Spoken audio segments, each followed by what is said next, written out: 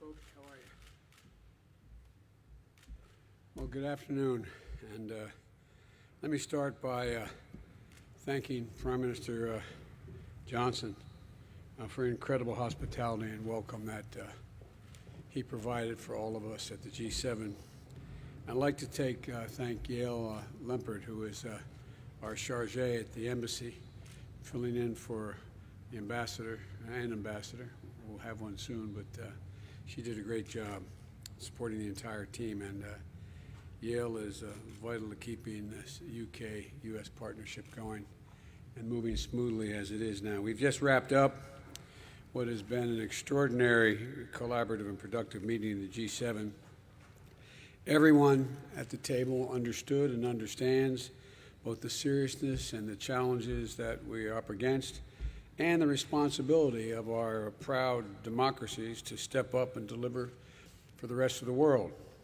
That's what the G7 is all about, and rallying the world's democracies to meet the challenges that the world faces and deliver for our people and for people, quite frankly, everywhere. Ending the pandemic and maintaining robust support for an equitable, inclusive global economic recovery were the top priorities of our nations as we got together. We know we can't achieve one without the other. That is, we have to deal with the pandemic and in order to be able to deal with economic recovery, which, as we're doing in the States, but we committed that we're going to do more for the rest of the world as well. The fact is that the U.S. contribution is the foundation to work out how we're going to deal with the 100 nations that are poor and having trouble finding vaccines and having trouble dealing with reviving their economies if they were in the first place in good shape. And I committed that we would provide a half a billion beyond the 80 million we've already done, 500 million doses of Pfizer vaccine, which we contracted to pay for, in addition to money we put into the COVID project, which is that COVID is, I know you all know, but a lot of people may not know what COVID is. That is a system whereby they're going to provide funding for states to be able to get access to vaccines on their own as well. But the bottom line is what that generated was a commitment by the rest of our colleagues at the G7 that they would provide another $500 million. So we're going to have 1 billion doses of vaccine. And in our case, that includes sharing more than not just the 1 billion doses overall, but we're going to provide for 200 million of those doses by the end of the year, another 300 million by the first half of next year. And so it was greeted with some enthusiasm, and we've agreed to work together so that the world is better prepared to detect and deal with future pandemics, because there will be future pandemics. We have I'm sure you've seen it. If you haven't, you'll get it, a joint statement we put out of the G7. You've seen it, I'm sure. And we are committed to follow on to do some significant work, including not only how we deal with the distribution and help in getting shots in arms for the rest of the world, but how we're going to deal with putting together a mechanism to anticipate and deal with and be aware of the next pandemic when it comes along, and there will be others. And we also agreed to take important steps. We're going to support global economic recovery by laying the foundation for an equitable global economy. Critically, the G7 leaders endorsed a global minimum tax of 15%. So many corporations have been engaged in what are essentially tax havens, deciding that they would pay considerably less in other environs around the world. But this is going to make sure there's a minimum tax, and I'm going to move on this at home as well. Minimum tax for corporations to pay for the profits they make anywhere in the world. And this agreement is going to help arrest the race to the bottom that's been going on among nations attracting corporate investment at the expense of priorities like protecting our workers and investing in infrastructure. We also made a momentous commitment at the G7 to help meet more than $40 trillion need that exists for infrastructure in the developing world. I put forward an idea that was called, we named the Build Back Better World Partnership, which is, we're calling it the B3W. The point is that what's happening is that China has its Belt and Road Initiative, and we think that there's a much more equitable way to provide for the needs of countries around the world. And so it's a values-driven, high-standard, transparent financing mechanism we're going to provide and support projects in 4 key areas: climate, health, digital technology, and gender equity.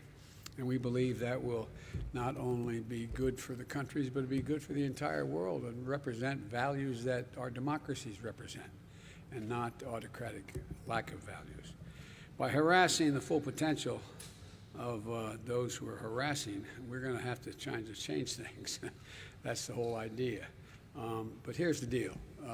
We're going to make sure that we're able to pull together the ability to use the development financing institutions and other development tools to expect a bold new infrastructure investment in low and middle income countries over the coming years, much of it coming from the private sector, which will generate, the capital put in will generate significantly more capital from the private sector. We also made a historic commitment to permanently eliminate the use of our public finance to support unabated coal projects around the world, and to end them by this year. The G7 agreed to that, and those who are not members but visiting members who are participating in the G7 who have coal-fired facilities have also agreed that they would work in that direction as well. So transitioning the world to cleaner energy sources is urgent, it's essential. If we're going to beat the climate, and there is, one of the things some of my colleagues said to me when I was there was, well, the United States' leadership recognizes there is global warming. And I know that sounds silly, but you know, we had a president who basically said it's not a problem, global warming. It is the existential problem facing humanity, and it's being treated that way. So we're going to provide up to $2 billion to support developing countries as they transition away from unabated coal-fired power. In addition, we also agreed to tackle corruption, which is a threat to societies everywhere. I pointed out in the conversation I had with one of the leaders of, well, actually with China, and it was a request for me not to try to, when I was asked what I was going to be doing after being elected, I said we're going to reestablish the strength of American relationships so we can be counted on again, alliances, and suggested that, well, maybe you shouldn't get the Quad, meaning India, Japan, Australia, and the United States working together. And maybe you shouldn't be pushing on strengthening the European Union to deal with the West, not just to have, and so on. And I said, for an American president to, every president to be sustained, or prime minister, has to represent the values of their country. And I pointed out, and I mean this sincerely, we're unique as a country. We're unique in the sense that we're not based on ethnicity or geography or religion. We're one nation that said we organized on an idea. We hold these truths to be self-evident, that all men and women are created equal. Sounds corny, but it's real. And any president who doesn't act consistent with what the raison d'etat for the nation is cannot be sustained at the support of that country. And so what we were able to do is we know that corruption undermines the trust in government, siphons off public resources, makes economies much less competitive, and constitutes a threat to our security. So we're going to work together to address issues like the abuse of shell companies, money laundering through real estate transactions, and we've agreed that we're going to work together to address cyber threats from state and non-state actors like criminal ransomware networks, and hold countries accountable that harbor criminal ransomware actors, don't hold them accountable.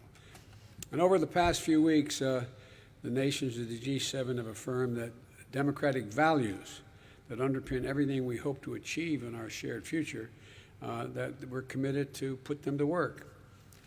1, delivering vaccines and ending the pandemic. 2, driving substantial inclusive economic recovery around the world. 3, in fueling infrastructure development in places that most badly need it. And 4, in fighting climate change. The only way we're going to meet the global threats is by working together and with our partners and our allies. And I conveyed to each of my G7 counterparts that the United States is going to do our part. America is back at the table. As America is back at the table. The lack of participation in the past and full engagement was noticed significantly, not only by the leaders of those countries, but by the people in the G7 countries. And America is back in the business of leading the world alongside nations who share our most deeply held values. And so the bottom line is I was very pleased with the outcome of the entire conference. I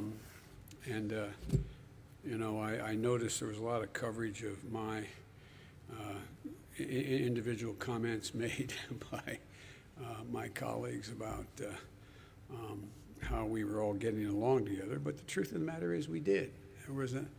I felt, it wasn't about me, but it was about America. I felt a genuine sense of enthusiasm that America was back at the table and fully engaged. And now I'm going to be heading off to Brussels, to NATO, and many of the same people are going to be at that table and in NATO, and to make the case we are back as well. We do not view NATO as a sort of a protection racket. We believe that NATO is vital to our ability to maintain American security for the remainder of the century. And there's a real enthusiasm. I made it clear, and I pointed out, and I thanked them. Article 5 is an attack on one, is an attack on all. Well, what Americans sometimes don't forget, remember what happened on 9/11. We were attacked. Immediately, NATO supported us. NATO supported us. NATO went till we got bin Laden. NATO was part of the process. And I want them to know, unlike whether they doubt it, that we believe NATO and Section 5 is a sacred obligation. Bottom line is, I think we've made some progress in reestablishing American credibility among our closest friends and our values. Now, why don't I take some of your questions? And I'm told, Jonathan, I'm supposed to recognize you first. Well, I appreciate that, sir. Thank you very much. Mr. President, Vladimir Putin, thank you. Vladimir Putin, who you'll be seeing in a few days in Geneva, said just a couple of days ago that he believed that U.S.-Russia relations were at a low point. In what concrete ways could your summit change that? And then secondly, on the same topic, you have said previously and in the run-up to the summit that you would be unafraid to call out Russia's disruptive actions like cyber hacks, Ukraine, election interference. But you're not having a joint press conference with Putin. Why not take the chance to stand side by side with him and say those things to him with the world watching? Well, let me make it clear. I think he's right. It's a low point. And it depends on how he responds to acting consistent with international norms, which in many cases he has not. As I told him when I was running and when I got elected, before I was sworn in, that I was going to find out whether or not he in fact did engage in trying to interfere in our election, that I was going to take a look at whether he was involved in a cybersecurity breach that occurred, et cetera. And if I did, I was going to respond. I did. I checked it out, so I had access to all the intelligence. He was engaged in those activities. I did respond and made it clear that I'd respond again.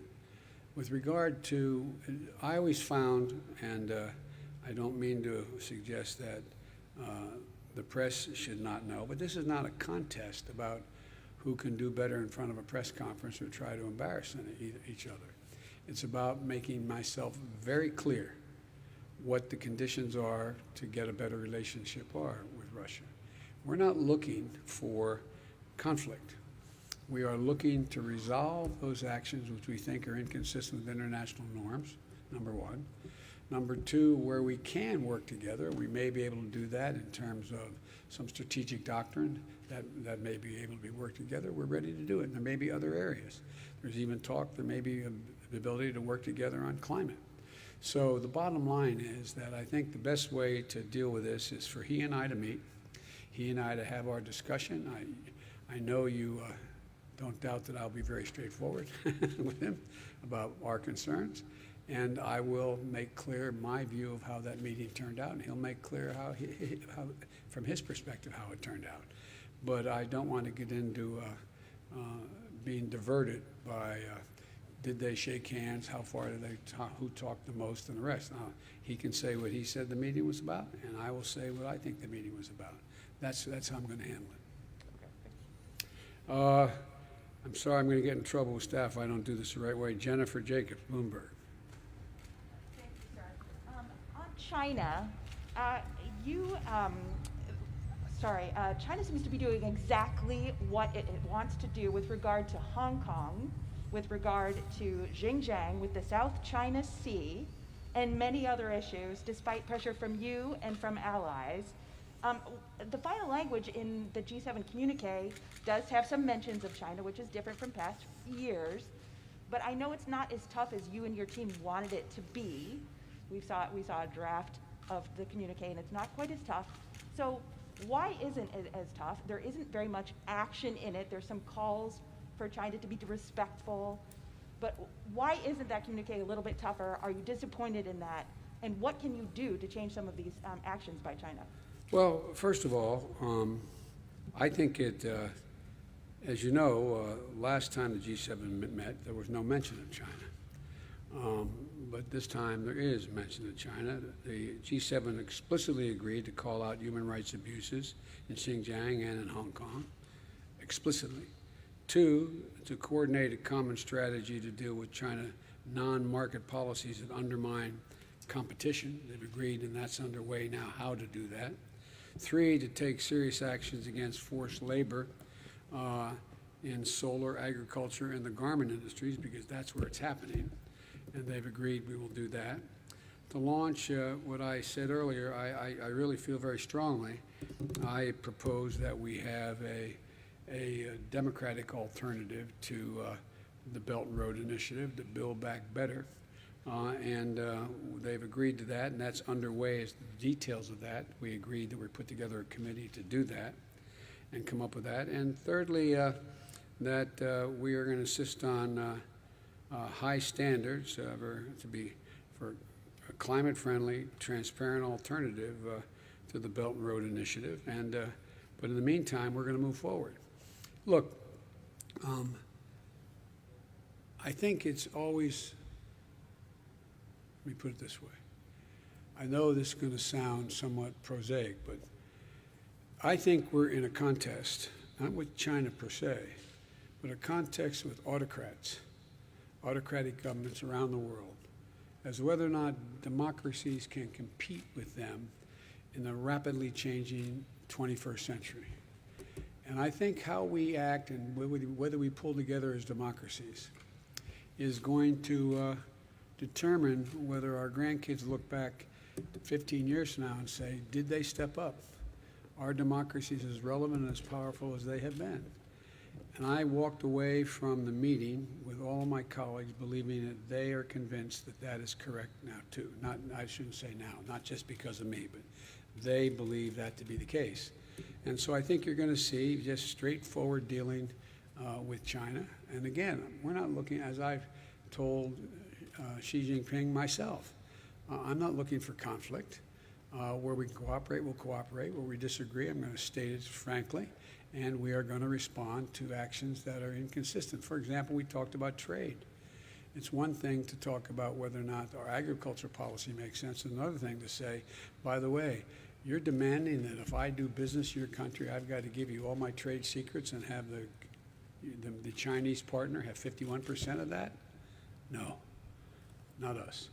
So are you saying, Mr. President, are you satisfied with what came out in the Yes. communique, or did you wish it were tougher? Do you wish there was more Yes. action on China?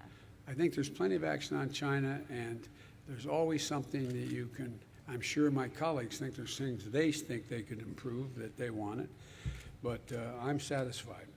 Steve Holland, Reuters. Follow up on Jim's question. The communique cited a variety of fronts on China, everything from human rights, the origin of the COVID virus, Taiwan. What do you think China needs to do to ease tensions? I think China has to start to act more responsibly in terms of international norms on human rights and transparency. Transparency matters across the board. And I think the idea that, for example, one of the things I raised and others raised, I wasn't the only one who raised this at the G7, is that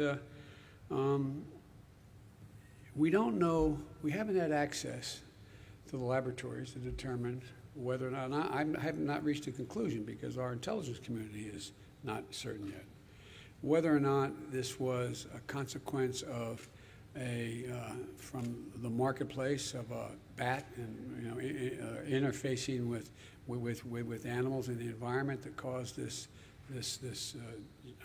COVID-19, or whether it was an experiment gone awry in a laboratory.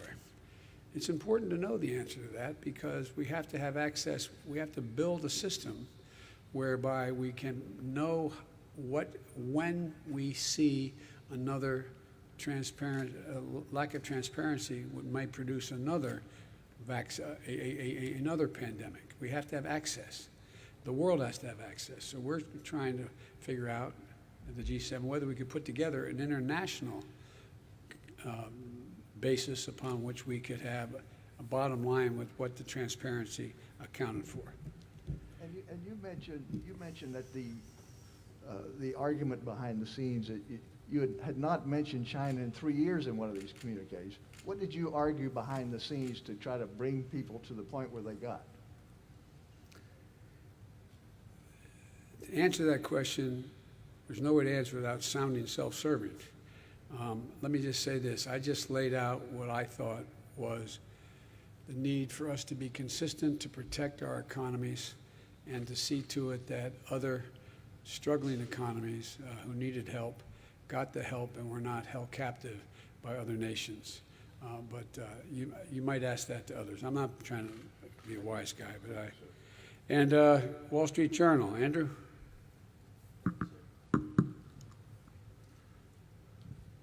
As you said, the G7 countries committed to send 1 billion coronavirus doses overseas. But the World Health Organization says 11 billion doses are needed. Yes. How are you going to bridge that gap?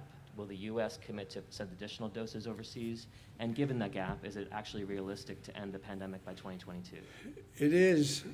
It may take slightly longer worldwide, but the United States is going to continue. I think there's a possibility over 2022, going to 2023, that we would be able to be in a position to provide another billion, us. But that's not done yet. I've been very careful as I've dealt with this pandemic to tell you what I know and say what I thought could be done. And when I've announced that I've gone and done it, what I don't want to do is be getting too far ahead and suggesting that we can do things and I can do things, the United States can do things that I don't have done yet. So there was a clear consensus among all our colleagues at the G7 that this wasn't the end. We were going to stay at it until we were able to provide for the needs of the whole world in terms, because look, it's not just the right thing to do and from a how can I say it, from a moral standpoint, but it is also the correct thing to do in terms of our own health, our own security. You can't build a wall high enough to keep out new strains. You can't do that. And so I think this is going to be a constant project for a long time. And there may be other pandemics. Again, setting up a system whereby we can detect before it gets out of control a pandemic that may be on the horizon, a virus, is important. So we are not going to, as long as there's nations in need of being able to be vaccinated, we in fact, not only that, we've been engaged in helping, which I've made clear, and most of my colleagues understood it. I mean, no, they understood it, knew it from trying it themselves. This is a gigantic logistical effort It's one thing to send nation Y number of vaccines. Another thing to have the people that can actually get it in somebody's arm. And so we are also providing the ability for other countries to manufacture their vaccines. We've all agreed on that. India has the capacity to do that. They don't have the material capacity thus far to do the manufacturing, but there's a lot going on to provide, not only to, quote, give vaccines, but to provide the ability of the countries in question to produce their own vaccines. I'm not going to answer it. No, I'm joking. Last question. Peter Alexander, NBC News. Thank you very much. About Vladimir Putin in your meeting this week, as you're well aware, the U.S. has been slapping sanctions on Russia for years for its malign activities, and Russia has not stopped. So what specifically will you do differently to change Vladimir Putin's behavior? Well, first of all, there's no guarantee you can change a person's behavior or the behavior of his country. Autocrats have enormous power. They don't have to answer to a public. And the fact is that it may very well be, if I respond in kind, which I will, that it doesn't dissuade him. He wants to keep going. But I think that we're going to be moving in a direction where Russia has its own dilemmas, let us say, dealing with its economy, dealing with COVID, and dealing with not only the United States, but Europe writ large and in the Middle East. And so there's a lot going on where we could work together with Russia. For example, in Libya, we should be opening up the passes to be able to go through and provide food assistance and vital assistance to a population that's in real trouble. I think I'm going to try very much hard to. And by the way, there's places where I shouldn't be starting off and negotiating in public here, but let me say it this way.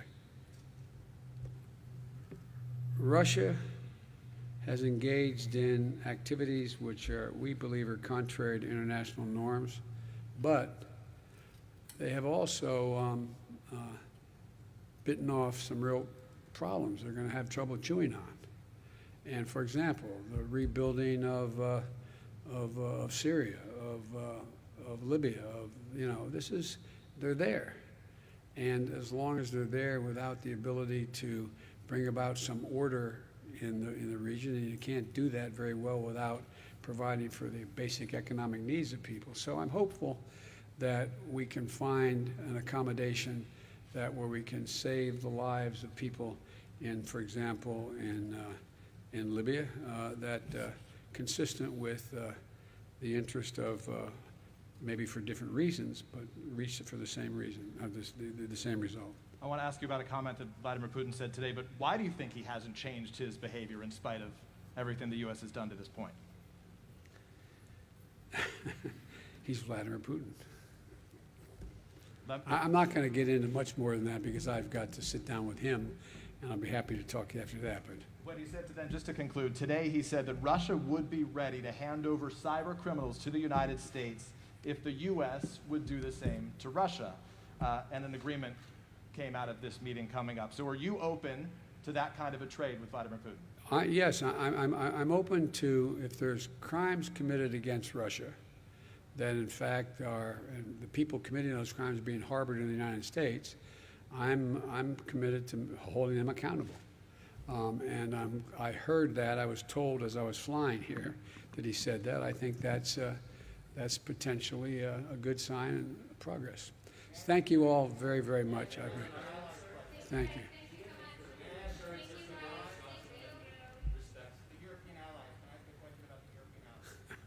I'm going to get in trouble with my staff. Yeah, go ahead, but I pretend that you didn't answer you. Thank you very much, sir. You have often said repeatedly that America is back. Yes. At the same time, you've kept in place some Trump-era steel and aluminum sanctions. And I wanted to ask you, when you're having these conversations with European allies who are very concerned about these sanctions, how do you justify that And what are your plans to do? 120 days. Give me a break. Need time.